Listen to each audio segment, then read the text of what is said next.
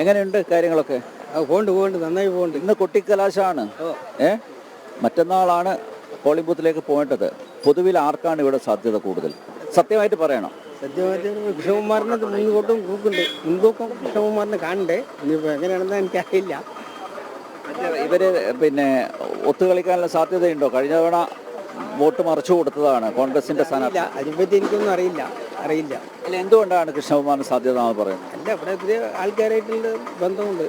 അത് കാരണം ആള് ജനകീയനാണ്. അപ്പൊ ആ ഒരു സാധ്യതയുണ്ട്. നല്ല മനുഷ്യൻ. ഓക്കെ, അപ്പോൾ അരുണെ, കൃഷ്ണകുമാറിൻ്റെ സാധ്യത കൂടുതലാണെന്ന് പറയുന്നത് കൃഷ്ണകുമാർ ജനകീയനായത് കൊണ്ടാണ്.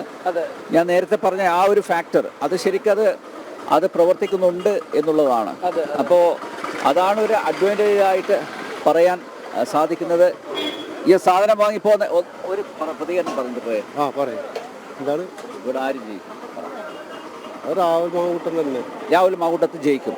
എന്തുകൊണ്ട്?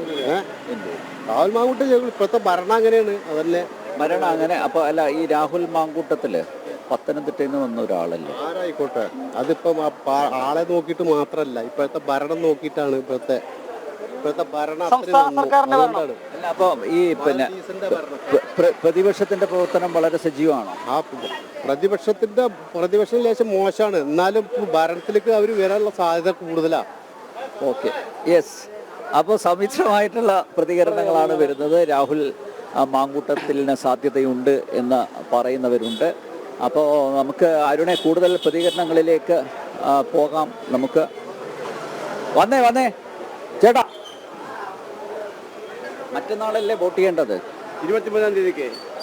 23 20-ാം തീയതി ആർക്കാണ് ഇവിടെ സാധ്യത? BJPക്ക്. എന്തുകൊണ്ട്? BJPയുടെ ആളാണ്, അതുകൊണ്ട് അത് BJPക്ക് വോട്ട് ചെയ്യുന്നു. പക്ഷെ സാധ്യത ആർക്കാണ്? കൃഷ്ണമുരട്ടൻ. എന്തുകൊണ്ടാണ്? 1-2 കാരണങ്ങൾ. കൃഷ്ണമുരട്ടൻ മുനിസിപ്പാലിറ്റി അറിയപ്പെടുന്ന ആളാണ്, കൗൺസിലർ. അതുകൊണ്ട് ഭൂരിപക്ഷം അയാൾക്ക് ഉറപ്പാണ്. ഓക്കെ, വാ. വേണ്ട, പറയുന്നില്ല. ഓക്കെ, മടിക്കുന്നവരുണ്ട്. മസിൽ പിടിച്ച് മീശ പിരിച്ച് നിൽക്കുന്ന ഒരു ചേട്ടനുണ്ട്. വോട്ടുണ്ടോ? ഉണ്ട്. ഓക്കെ, അപ്പൊ ആര് ജയിക്കും എന്ന് പറഞ്ഞാൽ ഇതുവരെ 3 പേരും നല്ല മത്സരമാണ്. ഇപ്പോൾ കുറേ ഈ സരൻ ഉണ്ടല്ലോ, ഇപ്പോൾ കുറേ മുന്നേറ്റം വന്നിട്ടുണ്ട്. ഇപ്പോൾ പൊതുവെ നോക്കുകയാണെങ്കിൽ നാട്ടിൻ പ്രദേശം മറ്റെല്ലാം നോക്കുകയാണെങ്കിൽ സരൻ വരാൻ സാധ്യതയുണ്ട്. ഇപ്പോൾ സംസ്ഥാനം ഭരിക്കുന്നത് ഇടതുമുന്നണി സർക്കാരല്ലേ? അപ്പോൾ ആ ഇടതുമുന്നണി സർക്കാരിൻ്റെ പ്രവർത്തനം കൂടെ വിലയിരുത്തില്ലേ? അപ്പോൾ നല്ല രീതിയിലാണോ സർക്കാർ മുന്നോട്ട് പോകുന്നത്? സർക്കാർ ഇപ്പോൾ എന്താ കുഴപ്പം? കേന്ദ്ര ഗവൺമെൻറ് ആണെങ്കിൽ പിന്നെ സാമ്പത്തികപരമായിട്ട് ഞെരുക്കുകയല്ലേ, ഞെരുക്കി കൊല്ലുകയല്ലേ. ഇപ്പോൾ നോക്കിക്കോളപ്പോൾ വയനാട് വലിയ ഒരു ദുരിതം നടന്നപ്പോൾ വയനാട്ടിലെ സംസ്ഥാന സർക്കാർ എത്ര കൊടുത്തു എന്നറിയാമോ? സംസ്ഥാന സർക്കാർ വയനാട്ടിൽ എത്ര കൊടുത്തു, കേന്ദ്ര സർക്കാർ എത്ര കൊടുത്തു എന്നറിയാമോ? കേന്ദ്ര സർക്കാർ ഒന്നും കൊടുത്തിട്ടില്ലല്ലോ. ആര് പറഞ്ഞു? കൊടുത്തിട്ടില്ലല്ലോ. കേന്ദ്ര സർക്കാരാണല്ലോ അവിടെ.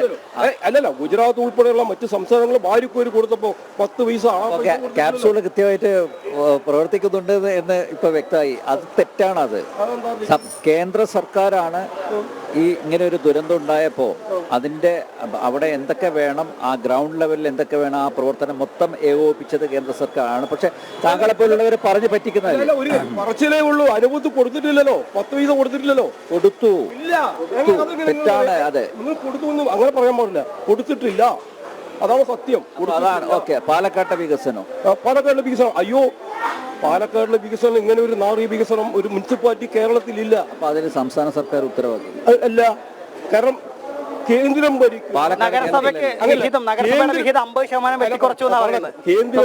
കേന്ദ്രം ഭരിക്കുന്നവർ സംസ്ഥാനം ഭരിച്ചാലും അതുപോലെ മുനിസിപ്പാലിറ്റി ഭരിച്ചാലും തേനും പാലും ഒഴുക്കുന്നു പറഞ്ഞു. ഇപ്പൊ ഇവിടെ നിങ്ങൾക്ക് അറിയും, നിങ്ങൾ റോഡ് കണ്ടിട്ടുണ്ടോ? നിങ്ങൾ റോഡ് കണ്ടിട്ടുണ്ടോ? ടൗൺ ഹാൾ കണ്ടിട്ടുണ്ടോ? കാണണം, മനസ്സിലായോ?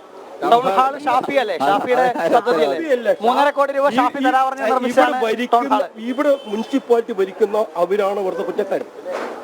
അവര് മാത്രമാണ്. പിന്നെ ഒരു കാര്യം അറിയോ, മെഡിക്കൽ കോളേജ് പോയിട്ടുണ്ടോ? പോയിട്ടുണ്ട്. എല്ലാ ചികിത്സയും ലഭ്യമാണ്. ഞാൻ ജോലിയിൽ ഇരുന്നവനാ, സർവീസ് റിട്ടയർഡ് ചെയ്തതാണ്. നല്ല ചികിത്സയാണ്. ആരോഗ്യ വകുപ്പിൽ നിന്ന് റിട്ടയർഡ് ചെയ്ത ആളാണ് ഞാൻ. അല്ല നല്ല ചികിത്സയാണോ മെഡിക്കൽ കോളേജ്? കുഴപ്പമില്ല, സൂപ്പർ. കിടത്തി ചികിത്സയുണ്ടോ? ഇപ്പൊ തുടങ്ങി. ശസ്ത്രക്രിയ ഉണ്ടോ? ശസ്ത്രക്രിയ ഉണ്ടോ? ശസ്ത്രക്രിയ തുടങ്ങിയിട്ടുണ്ട്. പ്രസവമൊക്കെ ചെയ്യാൻ പറ്റുമോ അവിടെ? അത് അറിയില്ല.